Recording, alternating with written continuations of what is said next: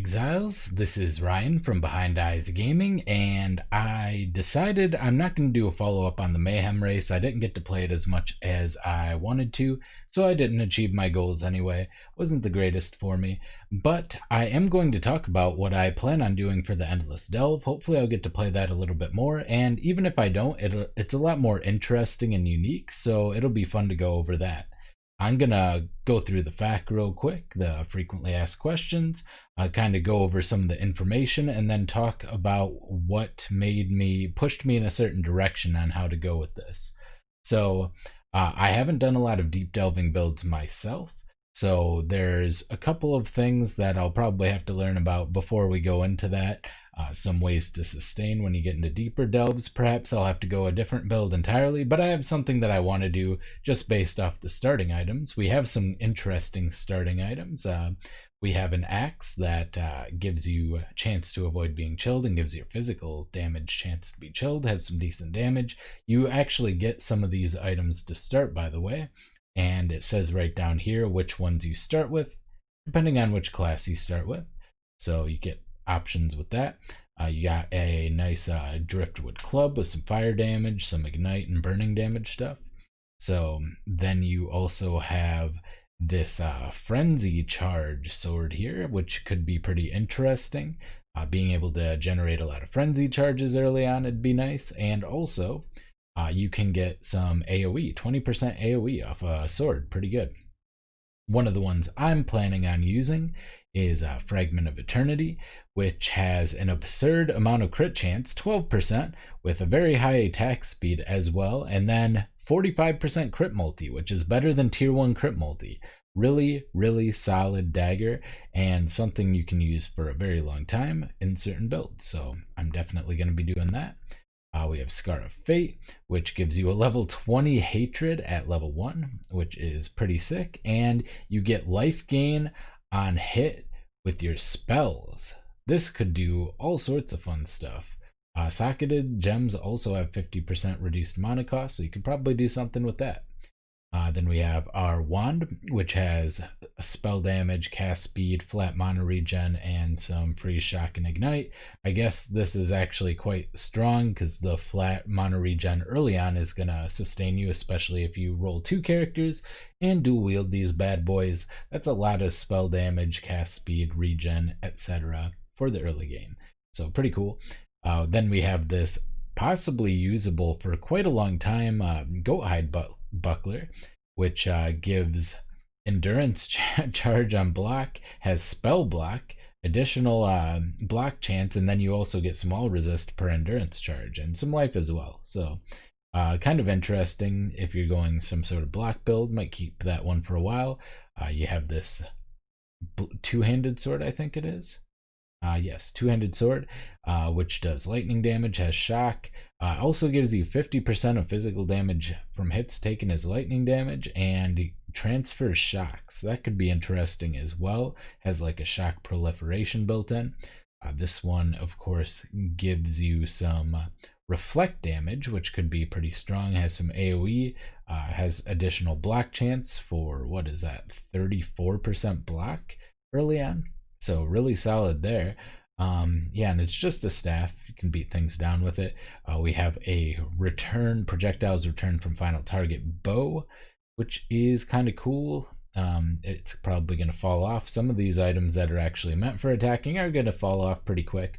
The quiver, however, probably can use this for quite a bit longer, as it gives some all resist, some chance to inflict ailments, greater duration of those ailments, and you get 25% of weapon physical damages, extra damage of a random element, which is pretty strong as well.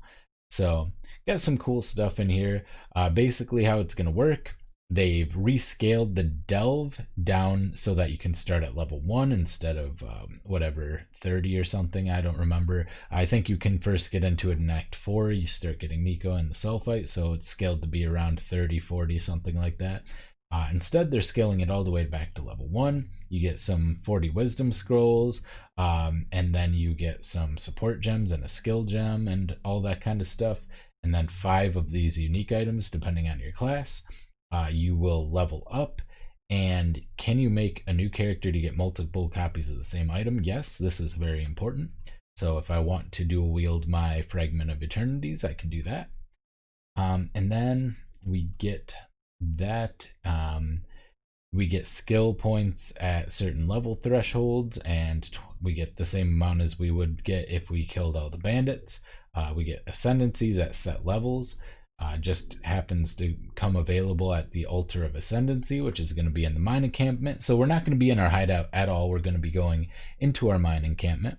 And then, yeah, they just changed the scaling.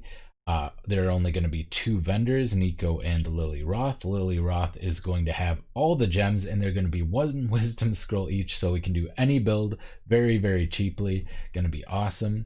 And then that's pretty much it. We won't be able to craft. That'll be kind of interesting. And then, you know, things like prophecies and divination cards will be useless. We get the Kitava's Curse at level 40 and 70. And it is per character, the delve, it looks like. So, and that's going to be starting here tomorrow. Now, what character do I want to build? Well, I decided I was going to use that dagger. I custom made it in here, and I'm going to go ahead and make myself a cast on crit discharge assassin. And so I have a couple of different versions of this. Basically, early on, I'll be dual wielding the Shard of Eternity, and I put in all of the relevant stats outside of the gain and power charge on kill 1, 15% chance. So every kill will have a 30% chance with 2 of them. We are going to, in the beginning, while we're dual wielding those, rather than running the Blasphemy Assassin's Mark, which I'll be changing into later, run Precision. I may have to run increased critical strike chance on this, but it's going to be Cyclone, cast on crit, Discharge, and probably power charge on crit to start with. And then 5th link's probably going to, in the beginning, be increased critical strike chance, but it might be Conk Effect or increased critical damage. Discharge is huge. We're also running Blood Rage, so not only are we going to have all of our power charges, 7 I believe, but we're also going to have 3 frenzy charges, and Discharge has 20% increased area of effect per charge consumed. That'll be 10 total. That is 200% critical increased AoE with a radius of 44. Now, granted, I actually think the 44 is already, yeah, that's already calculating in. So, but 44 is a huge radius. If you've done this before, and that's with the conk effect. If we were to say remove the conk effect, 53, that's pretty much full screen. So throw conk effect back on there. We're not going to be able to fight a lot of the stuff. We're not going to be able to get awakened gems, so I can't factor those in, anything like that. If we're lucky, we can get fully qualitied and level 21 discharge. We'll just level up a bunch of discharges in our offhand, and we'll have all the stuff we need to do that right away, because we're going to have 3 white socket stuff to put into our offhand. So that's going to be really nice. Here's the skill tree. We're going to be focusing on elusive and acro phase acro for defenses, and then the elusive from Mistwalker, and I might even get the more elusive effect from Night Stalker, mostly because I need accuracy. I'll show you what I mean. So currently here we have 93% crit chance. That's only because I enabled precision. That goes all the way down to 81. And also because I put a helmet here with 366 accuracy rating. We're going to need some help in the accuracy department. Ideally, eventually I will find a Lycosidae, and in doing so, I will be able to remove precision and add Blasphemy Assassin's Mark, which will help, as you can see, 86% crit chance on the discharge, and then when we remove it, 73.1%. And we're not always going to be at full power charges either, but it's going to help with the Assassin's Mark. We have a 5% chance to grant a power charge when hit, and we also are going to be running power charge on crit. We're going to have the Assassin's skill, or the Assassin's Ascendancy, which will give us power charges on crit and non-crits. And then finally, we're also going to have the power charge on kill from the Shard of Eternity itself. So that's going to be really nice. Other than that, gearing, we're just going to be looking to, we're going to have to probably craft a 6-link as soon as possible. We'll have to just craft it ourselves. So start saving up for that. Unless we get lucky and find one. I find plenty of 5-links pretty early on usually, but 6-links sometimes just don't seem to drop. So that is pretty much it. We get in the crit, the spell crit, the power charges. Make sure you get all the power charges. I should probably grab this. Yeah, this gives me like 50, almost 50,000, 45,000 damage on my average hit for discharge. So for 1 point, definitely worthwhile. A power charge, crit. I'm gonna get probably divine judgment. Don't really have to go down here. That's 5 points for, well, a good amount of elemental damage. Maybe not necessary. All this stuff, life. Probably not gonna have too much life. I should probably change that around because 165%. I'm gonna be playing softcore and everything, but yeah, it's not a super amazing amount of health here. So we can mess around with that. And this puts us at a very high level. One that we may not actually get to. Oops. There. It's yeah. Alright. Yeah.